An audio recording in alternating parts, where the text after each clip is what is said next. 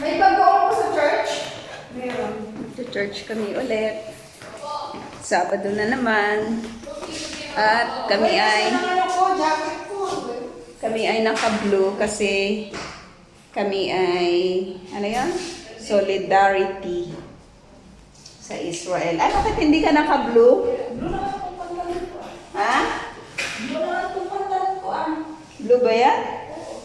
Dark blue. Dark blue siya, tsaka white. Blue and white kami. Parang yung flag ng Israel. It's Communion. Oh.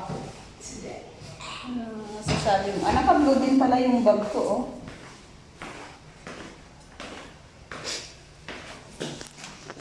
Hindi ko ma-master yung itama yung mukha ko. Lagi na lang, putol. Hindi kasi, dapat may stick. Asan na yung stick natin? Wala pa na, hindi pa naman dumarating yung isa. Yung isa, hindi naman ako nare-replyan. Sayang. Mag-order ka na lang ulit. Bayaran ko sa katapusan. Ano to? Ba't nakabukas? May nagbukas? Para sa'yo. Isara mo. Para sa'yo, Nikita, Awit ko. Ayun na si Nikits. Nakakatakot yung sinikita kaya tignan mo. Ay.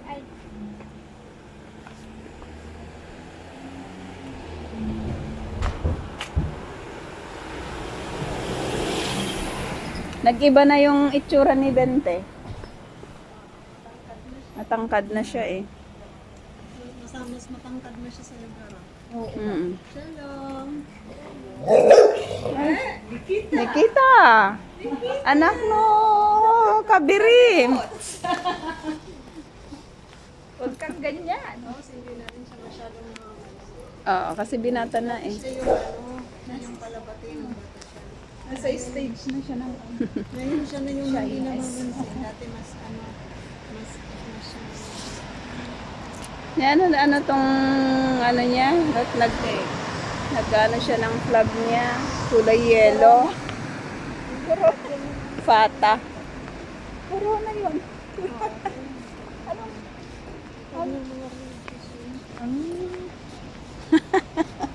Ang chismisan. Hindi namin alam may flag yellow tapos may coronang blue. Yan, madilim na Flag pala naman. na yung religious. Madilim, walang mukha. Wala tayong mukha. Oh, dilim. Ay, sorry. Anong oras pa lang? Ala, ayan ko sana. Hindi ko sa Ronan. Saan? Ay, mali na table. Kasi, Yung baba naman. ay may ganyang table May ako. mga doon kami sa may Yun sa doon sa roundabout. Pag nagkakape, walang table. Natatapos Yung table na nilalagyan ng ganon sa bahay, Matagal pa kayo. parating yung sa Rehoboth. Ano ni Sarah? Pubuti ka pa. Kung inilalabas ko siya. Sa may arawan. Ngayon? Kanina. Oh, naka-wheelchair, di ba ako na dati, nilalabas mo din? Hindi, siya naoperahan ng fracture. Tinanong ko yung nurse, pwede ko ba siyang ilabas? Sabi ko, oo, sabi naman niya. Pero tinutulungan kami sumakay sa wheelchair. Oo, kasi baka ma-dislocate na. Hindi ako yung yung lalaki. Hindi rin kasi naman maganda kung nakahiga lang si Sarah. Pneumonia. Tapos sabi na Nagal, anong gagawin mo? Di ba yung Parkinson ng nanay ko, hindi po pwedeng anuhin mo yung mga kamay niya, exercise mo. Sigal masyado yung Demanding. Si kapatid ng babae na i-stress sa kanya. Sabi ko, pagdating ni Gal, sabihin mo na-stress ako sa kapatid niya. Hindi lang. Pagdating na pag nasa bahay na kami, yun ang gagawin ko siyang alalay. Pag magpapaligo ako, tatawagin ko talaga siya. Ba't hindi ka sa uwi? Hindi ko. Sino, si Mikal? Si Mikal. Siya naman. Mikal. Hindi pa. Pagkatapos ni Mikal, baka isang linggo. Si Mikal ay, si Gal, di ba? Dito ka na lang daw makiihaw. Ba't mag-iihaw ba? Oo, may pinabili ni Ate Dasman. Keres. Ay, ilang piraso? Hindi, meron, no? Pang 200. Ay, pang 200. Oda. Kasi di ba 100 plus naman ang kilo, 130. Magkano na ba? Magkano yung kilo? Ikaw bumili? 60 yun. 160 yung Hanap pa pala ako ng kanta. Dito na kami sa church. Ang sarap ng amoy. Amoy land. May fiesta. Amoy barbecue lang. Ate, hindi sa kay Lolo. Kasi, Dapat dito yung kainan niya para maamoy yung tinda niya. dito na kami sa church. Welcome! Welcome! Welcome, welcome! Yeah.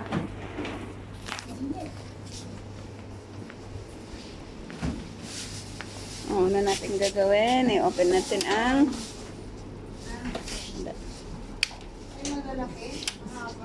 yan. Tapos i-open ang mga speakers.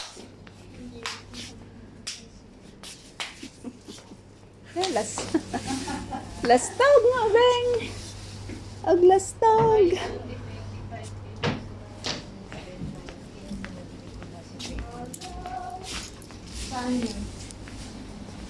Maghanap ako ng kanta.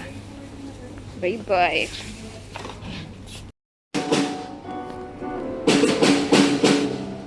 Mga busy. Mga busy.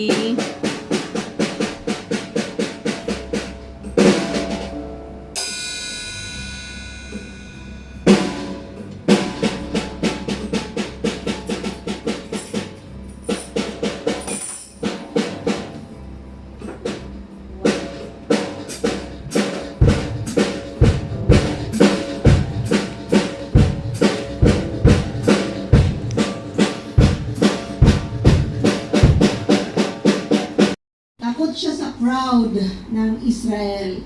Takot siya sa kanyang mga bisita. Takot siya kay Herodias. Marami siyang mga kinatatakutan na hindi dapat katakutan. Pero saan po ba natin ilalagay lamang ang takot natin? Saan po ba?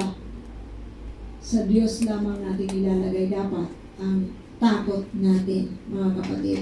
So, because of his fear na hindi siya mapahiya sa kanyang mga bisita, dahil ang mga bisita niya ay mga matataas na opisyal ng kasundaluhan ng Roma at marami pang matataas na opisyal, mapapahiya siya, no? So, he sent and had John beheaded in the prison. Kahit ayaw niya, matagal niyang prinotektahan na si John dapat ay hindi makulong. Pero dahil sa kanyang takot sa mga taong dapat na hindi katakutan, ay ginawa niya ang isang bagay na hindi niya dapat gawin. Sabi dito, and his head was brought on a platter and given to the girl, and she brought it to her mother. Ima, andito na yung ulo ni John the Baptist. Hindi natin alam kung anong itsura ng ulo ni John, no? Kung nakadilat ba siya, nakapikit ba siya. Nakakaawa naman. Alam niyo mga kapatid, we have to remind ourselves about the death of John the Baptist. Kasi, di po ba, siya po ay forerunner ng King of Kings and the Lord of Lords. The only Savior, the Prince of Peace. Forerunner siya. Siya po yung nauna at nagsasabi sa mga tao, mag-repent kayo because the kingdom of heaven is at hand.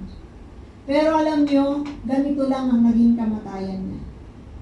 Sometimes concerned tayo. Inaayos natin ang ating pagkain, tama yon. Kasi gusto ng Lord na ayusin natin ang ating pagkain para maging masigla tayo. Pero kung ginagawa na natin ang mga bagay para ingatan lang ang ating sarili at suwayin ng Diyos, tandaan po natin mga kapatid, God knows the very best kung paano tayo iingatan. Kaya nga sa Diyos lamang tayo makinig, mga kapatid. Sa Diyos lamang tayo makinig. At kung dumating ang panahon na ang kamatayan natin ay parang walang kwenta kagaya nitong si John the Baptist. Di po ba kasi sumayaw lang yung bata na si Salome. Ibinigay na ang kanyang ulo as a reward. Parang walang kwenta Para lang ma-stop ang pagsasabi niya na hindi tama yung ginagawa nyo, hindi ayon sa kautusan ng ginagawa nyo, na ginagawa nyong relationship ninyong dalawa. Itong si Herodias, I must end his life. Walang kwenta, parang walang kwenta yung kanyang kamatayan. Pero ito pong tandaan natin, gaano man ang itsura, anumang klase yung kamatayan natin, ang mahalaga, paano ba tayo naglingkod sa ating Diyos? Kasi iba-iba ang klase ng ating magiging kamatayan Ang mahalaga, nakilala mo ba ang Panginoong Jesus? Pinaglingkuran mo ba siya? Ginawa mo ba siya talagang Lord? Sa Kanya ka ba talaga natakot? Sa Kanya ka ba talaga naglingkod? Ipinagkaloob sa amin sa gabing ito, God. Dalangin po namin, Ama, na tunay na kayo po ang aming paglingkuran, Lord God. Kayo po ang aming tunay na piliin sa lahat ng aming pong gagawin, O God. At sa aming pong mga pagkakasala, Panginoon. Sa aming pong takot, sa kaduwagan namin, O Lord God, na gawin ang tama at tunay, O Diyos, na sundin kayo. Lord, we pray na patawarin niyo po kami at bigyan niyo po kami, Panginoon, ng kalakasan na gawin, Panginoon, ang tama, O Diyos. Lord, kayo lamang pong nakakaalam ng mga right things, O Lord God, for us to do. At kayo ang magbibigay sa amin ng power to do the right things, Lord God. Dalangin po namin na patuloy na kami, O Diyos, ay patuloy na bigyan niyo, O Lord God, ng mga instruction na ito. At tunay nga, Ama, na ito lang ang pagyamanin namin sa aming mga buhay, O God. Kayo po ang maluwalhati sa buhay ng bawat isa. Kayo, O Lord God, ang tunay na maitaas, maibahagi namin, maging outspoken kami sa mga bagay na magbibigay sa inyo ng kapurihan. Ito po ang aming dalangin sa pangalan ng Panginoong Jesus. Amen.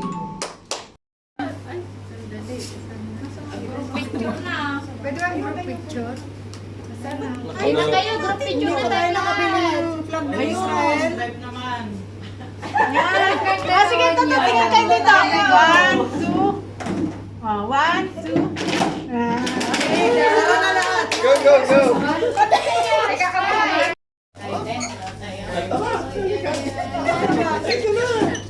Dalawa kayo nangyayari. Nag-request yung baby. Sige na, yung baby mo na. Alis kayo yung... Alis yung bebe. Yung popol. Yung popol. Kasama yung nina. Ano, abay? Ayun, Abay. witness. Wala naman. Ninang Ben. Yung dalawa na, yung couple. Tara natin. Dali na dito. Ang yabang-yabang mo. Parang sila ni bro. Ang yabang niya. Kaya nga, hindi naman ano. Kaya nga, alis tayo. Sunog. Nasunod na. Sunog na ang... Yan na. Halika na! Wow. Pang-profile. Teka lang, naka-ano ito. Naka-video na. Ito po yung aming kakainin. Ni Ate Tess. Pasasalamat ni Ate Tess sa lahat ng kanyang mga biyaya. Ito na. Di ba kayo natatakot sa war? Nag-uulam pa kayo ng saluyot.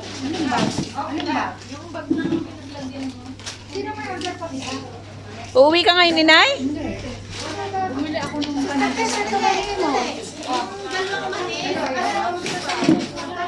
Ito namang dalagang Pilipina. Kainis. Ito, ang ganda-ganda mo nga Kasama na. Sino ni ko? Ay, nag-oily ate. Doon na kami mga taba nag-oily ate. Tama ka naman sila. Menos pa ba dyan sa tatay? Ay, bibili. Ito ang ating pagkain.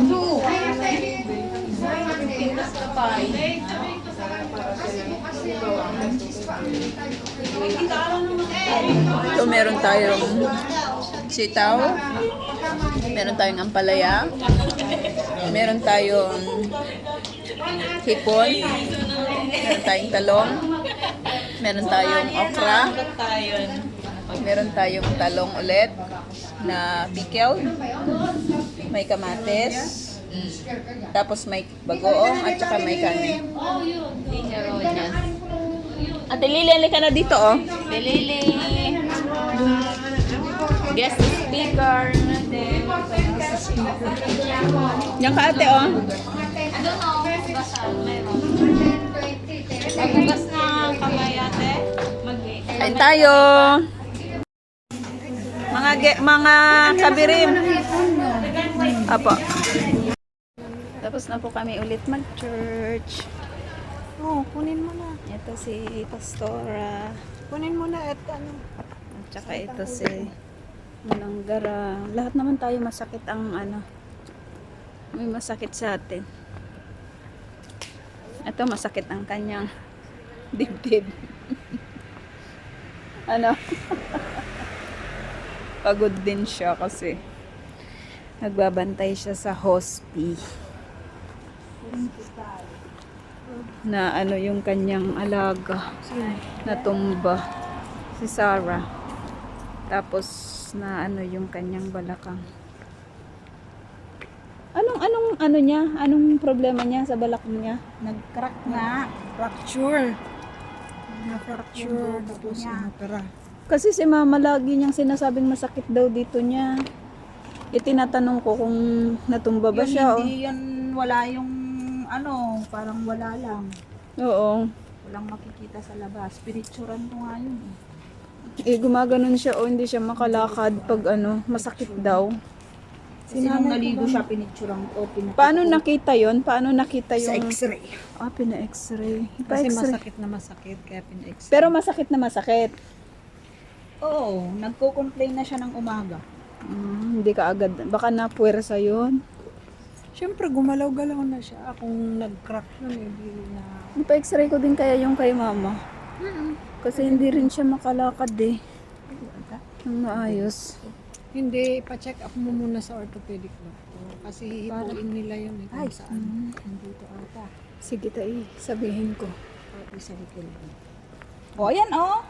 O, wala o. Dito banda, pinicturan ko. Ano yan? Wala. Yung kanyang ito niya, ganito niya dito. Kasi sabi niya masakit, picturan ko. Sabi ko, ate, pakita ko sa'yo. Yan o. Ito yung tayo niya. Wala. Ito yung natahi sa kanya, ito. Malaki, ganyan. Anong ginawa? Ay, ewan ko. Kasi yung mga iba dyan nilalagyan ng roskas Bakal. eh. Oo, bakal. Parang yung kay sa... Yung anak ng alaga ko dati. Ito ka pala, isave ko nga ito. Pero kung naiupo mo si Sarah, ibig sabihin, hindi siya masyadong malaking operasyon. Hindi buto na ano lang. Ayan na yung table mo, Gara, oh. Ay, oo, hindi ko ata. Oo. Palapit na sa... Kaya ma? Madumi. Ilagay ko sa, iuwi ko sa amin. May ganyan din ako eh. Kapihan doon sa may ano. Kasi natutumba yung mga kape mo. Yan, nakapulot siya. Winter na.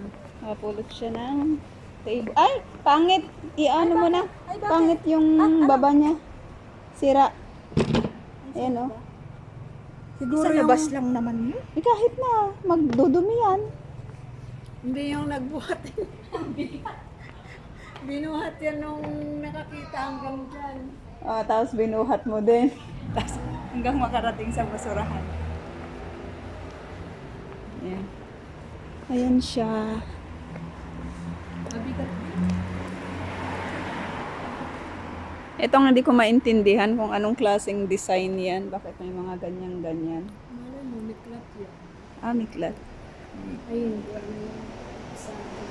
Sayang pa yung bakal. Ito, second hand, ano? Mm. Mabili na.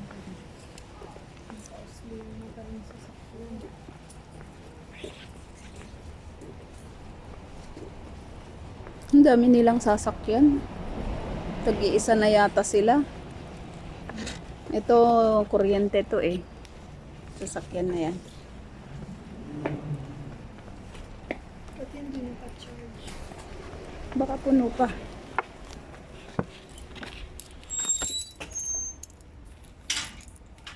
May pasok kayo bukas. Wala akong pasok.